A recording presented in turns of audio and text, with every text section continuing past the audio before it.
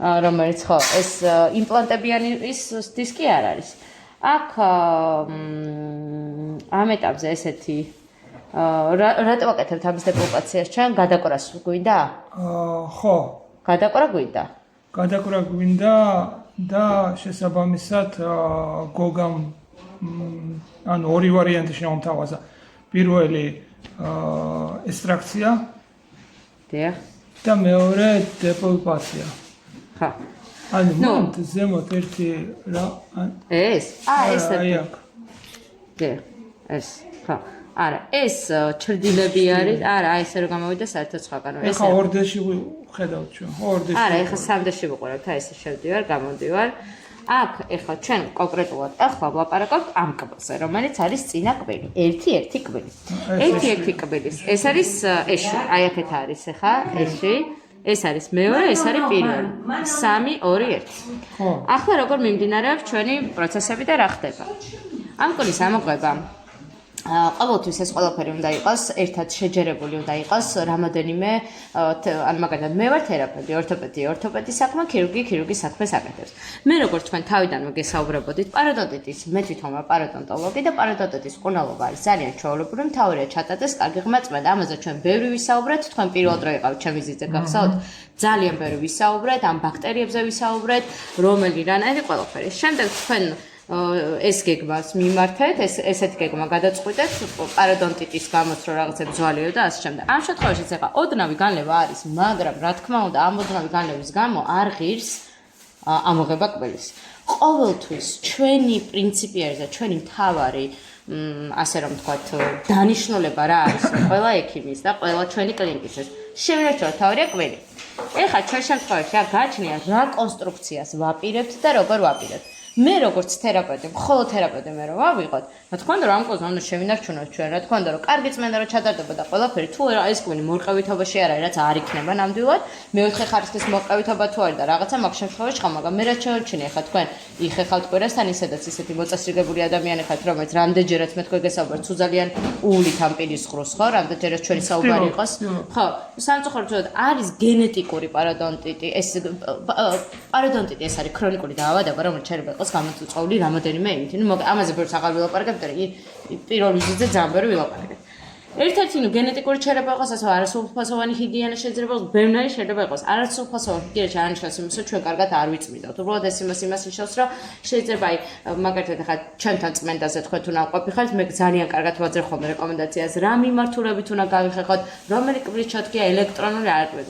ყველაფერი ჩაგვიდიოდა ჩვენი კვირები თავი შევინარჩუნოთ ასე შემდეგ. ეხლა ორთოპედი მე ორთოპედიულად ახლა რაც ხდება რომ ორთოპედმა თუ გადაწყვიტა რომ ეს კბილი უნდა დარჩეს, უნდა დავტოვოთ მაქსიმუმ. თუ გადაწყვიტა რომ ამასაღები არის, იმიტომ რომ თავის კონსტრუქციაში ასე უყურებს, იმიტომ რომ შეიძლება მოიყეს ან დატვირთვა შეიძლება იყოს, იმიტომ რომ ყველა კბილს ჩვენ კბილს აქვს თავისი ღეჭვითი დატვირთვა.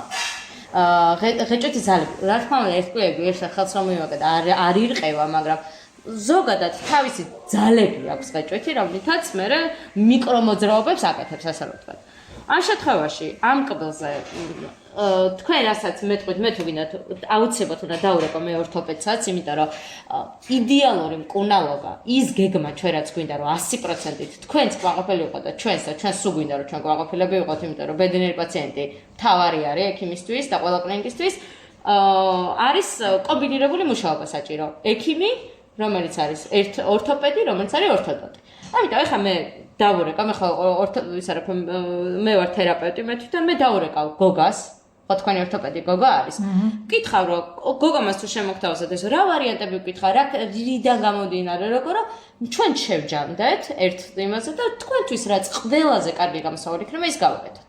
მე ეხლა როგორც ყოველთვის და მე ზოგადად მაქსიმალურად ვცდილობ რომ კვილი არ ამოვიღოთ. იმიტომ ეს არის ჩემი მოვალეობა. გარდა იმისა რომ მე რაც ვისწავლე ანატომიურად, იქაც მაგას ვსწავლობთ რომ პირველ რიგში ნერვი არ უნდა მოვკლოთ და უნდა შევინარჩუნოთ ცოცხალ, იმიტომ რომ ჩვენი ცოცხალ კბილს მაქსიმალურად ვერაფერი ვერ შეწვის, მაგრამ არის რიგი სიტუაციები, სადაც ჯობია რომ ამოვიღოთ.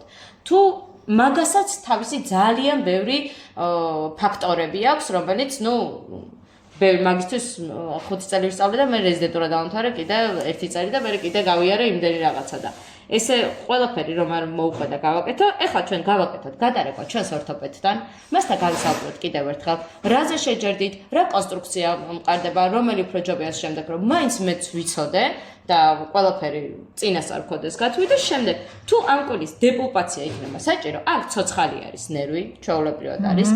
თქვენ რადგანაც იმპლანტები გაქვთ და არ გაქვთ ალერგია აგენიშნებათ? რამეზე ალერგიული ხართ ზოგადად? ან ამ იმპლანტების მერე ხო არ ყოფილხართ ალერგიული? არა, ვერ ვეთქვი. ხო. ალერგია ესეთ რაღაცა ხან მაგრამ მოდგა ჩვენ ამდენი ოპერაციები გაქვთ ჩვენთან კლინიკაში, თაჯარბა თავისუფლად შეგვიძლია ჩვენ რა გავაკეთოთ ანესთეზია. ანესთეზია ზოგადად აი რაღაც პერიოდში თუ არ არის გაკეთებული რამე ალერგიული რეაქცია არის დაფიქსირებული, შემდეგ სხვანაირად ფიქსირებით, მაგრამ თუ თქვენ შემთხვევაში ახლა ცოტა ხნის წინ გაქვთ ეს ყველაფერი გაკეთებული ხართ, ან ჩვენ კლინიკაში გაქვთ, ჩვენ ანესთეზიებზე გაქვთ ნამუშევარი და ასევე არ ხართ ალერგიული. ახალი ალერგიული რეაქციები არ აგვეღნიშნება არაფერზე. თუ ის არის ჩვენ პირველადი დახმარება ამ კლინიკაში ყველას გავლილი გვაქვს, იმიტომ რომ ეს მასთი არის, რომ ყველას გავლილი ქონდეს 2025 წლიდან წამოვიდა, რომ ყველა რიგაც გავლა ღმერთმა დაგვიფარს არაფერი არ მოხდება, მაგრამ რომ ესეც გავლილი გვაქვს ყველაფერი, მაგრამ არაფერი არ მოხდება ნამდვილად. ანესთეზიის ქვეშ უნდა მოხდეს ამ კვირის დეპულპაცია აუცილებლად, იმიტომ რომ ფიზიკურად ვერ გაუძლებს სხვანაირად ნერვის ამოღებას და რატო უნდა ვიწვალოთ და თან წვალება მინიმუმამდე არ დაყვანილი ჩვენთან, სანამ ნერვს გაგიკეთებთ, მაქანდაც გამოყუჩებელ გელს გისმევთ, რომელიც ეს გელი თავისებურად აყუჩებს იმ ზედაპირ ქსოვილებს და შემდეგ როდესაც ჩხლეტა ხდება ნესვის, ნაკლებად მგრძნობიარე ხდება ჩვენი ქსოვილები. შემდეგ აყუჩება, როდესაც დადგება, მალევე დგება, ვიწყებთ უკვე დეპულპაციას. ერთ არხიანი კვირის დეპულპაცია წესით და რიგი ძალიან მარტივად და ძალიან ცოტა ხანში უნდა ჩაიაროს, თუ რაიმე გართულება არ არის ხოლმე. ყოველთვის რაღაც არის, რაღაც წინასწარ სამწუხაროდ ყველაფერს ვერ ვიტყვით, მაგრამ ერთი შეხედვით მე რასაც ახლა ამ კვლევას უყურებ, არაფერი სირთულეს არ წარმოადგენს ამ კვირის დეპულპაცია. გვაქვს რენტგენითაც ვამოწმებთ, აუცილებელი არის ხოლმე რომ ეხლა დოფოტო უკვე გვაქვს ესე უხეშად ვთქვათ, იმიტომ რომ კატეზე კარგ ფოტოს ვერ გვექნება. შემდეგ შუამავალი ფოტო დაგვჭირდება, აუცილებლად სადაც სიგრძის განსაზღვრა იქნება, დაახლოებით სიგრძეც მე კატეც მომწეს, მაგრამ შემდეგ ფაილსო შევიდა ზუსტად სიგრძე განსაზღვრად და შემდეგ უკვე მესამე ეტაპი არის უკვე დაპლომბვა. დაპლომბვა ხდება 21 საუკუნის საუკეთესო მეთოდით, რომელიც ყველა მაგით ბჟენს თითქმის რაც არის საუკეთესო, ამაზე კარგი ჯეჯავთ, გუტაბეჭაზე კარგი არ არის, იმიტომ რომ იდეალური შემანაცვლებელი არის ჩვენი ნერვის და ჩვენი სილერად გამოვიყენეთ ბიოკერამიკულ სილერს, ამ ყველაფერს ნახება ჩემნია, შეგიძლია მაგათაც გადავუღოთ, რითი რა ჩვენ და რას ვაკეთებ. ენდომოტორით მუშაობთ, ენდომოტორზე კარგი სამუშაო არაფერი ხელით აღარ მუშაობთ, რა თქმა უნდა და ეს ყველაფერი ასე იქნება. წკირი ფასებს რაც შეეხება. მუშაობთ აუცილებლად ასევე რაბერდამის ქვეშ. რაბერდამი ღირს 10 ლარი, ანუ ჩვენთან როგორ ხდება, იცით, რასაც გამოიყენებ და რასაც მუშაობ, იმას იხდით შემდეგ. საერთო ჯამში ახლა მე თქვენ თუ შეიძლება ამას გადავდებ უკვე, უხეშად დაგითვლით თანხას. ლარი არის ერთი აქეს ენდოდონტიური დამუშავება. ამას დაემატება უკვე 10 ლარი, რომელიც არის რაბერდამი ეს არის იზოლაცია. ამის გარდა დაემატება 10 ლარი, რომელიც არის ანესთეზია.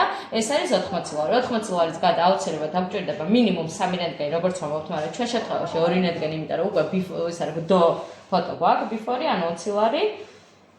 60 პლუს რაბერდამი პლუს ანესთეზია პლუს 20 ლარი, ეს არის სადღაც 100 ლარი. ამის გარდა ზემოდან საჭიროება იქნება აუცილებლად რო გაკეთდეს ტაკვი არის სანამ, ანუ ბჟენით ხომ უნდა დაიფაროს, შემდეგ ჩვენ ხომ უნდა მოვკრიბოთ კვილი და შემდეგ უნდა შევიდეთ და ის რაც მოკლებულია ის ხო ბჟენით უნდა დაიფაროს ზემოდან, რომ ტაკვისავით გამზადდეს და შემდეგ უკვე მზად იყოს ორთოპედიულად ანაბეჭდის სასაღებად. ეს დღეს 150 ლარისაც ჩვენს კლინიკაში 80 ლარი, იმიტომ რომ ტაკვები უფრო შედარებით იაფიანი არის, ესე არის 180 ლარი და ამას მაქსიმუმ უნდა შევხედოთ კვირის ქსოვილი რამდენად და როგორ არის, როგორ დაჭირდება წკირი. წკირი ჩვენ ვაკეთებთ მინაბოჭკოვან წკირს, მეტალის წკირებს ჩვენ არ ხوارებთ, იმიტომ რომ მეტალის წკირებიდან, ჩვენ კლინიკაში ესე ყოველ შემთხვევაში ჩემთან ეგრე არის, მე ესე ვშევი. მეტალის წკირს იმიტომ არ ხوارობ, რომ დიდი ალბათობა იმისი რომ გაიგზავნოს. და მე ვხوارებ მინაბოჭკოვან წკირს, რომელიც იდეალურად თავსდებადი არის და გაკეთება. მისი საფასური წარმოადგენს 60 ლარს. უხეშად რომ თქვა ეს იქნება, მაგრამ -60 ლარი შეგვიძლია გავითვალისწინოთ წკირის ვაკეთებთ იმ შემთხვევაში, თუ კვირის დიდი ქსოვილი აღარ გვექნება და გამაგრება დაჭირდება. წკირი არის რა? ეს გვაძლევს სიმაგრეს, აი თითქოს საძირკველივით არის რა. გამაგრება, ეს მაგალითად ეს არის ფესვი, ეს არის კვილი. აი ამათ შორის გარდამავალი არის რა. თუ შეიძლება? გამიღეთ თუ შეიძლება? ხო. ნუ მორყევითობა არ აღენიშნება. გაჩნია ხა რას ვაკეთებთ, როგორ ვაკეთებთ და რას გადაგვიწყდავს ჩვენი ორთოპედიულად. ну, არ ვიცი ხა ჩემთვის, როგორც მე თქვენ გეუნებოდით, ქვედაყრაზეც მე თქვენ მაშინ ბევრი ვისაუბრეთ. ყოველთვის ჩვენი კვირის შენარჩუნება ჯობია მაქსიმალურად მაქსიმალურად უნდა ვეცადოთ, რომ აი ეს 6 თვეში ერთხელ წმენდა, ზოგ შემთხვევაში 3 თვეში ერთხელაც არის საჭირო, ოღონდ ამ შემთხვევაში უნდა გაკეთოთ ჩვენი პარადონტოლოგიური რუკა, მერე უნდა ეს კარგი წმენდა და იმით უნდა შევინარჩუნოთ. მორყევითობა არ აღგვინიშნება. ახლა მოხდება გადაერგვა ჩვენ ორთოპედთან და შემდეგ ვერასაც იტყვით უკვე ბოლოს ყველაზე მთავარი მაინც თქვენ ხართ. მე ჩვენ რაც არ უნდა ვილაპარაკოთ, მე პირადად რაც არ უნდა ვილაპარაკო, რამდენი ანატომიურადაც არ უნდა ავხსნა და ყველაფერი ვილაპარაკო, საბოლოო ჯამში თქვენ წყვიტავთ რა როგორ იქნება. ახლა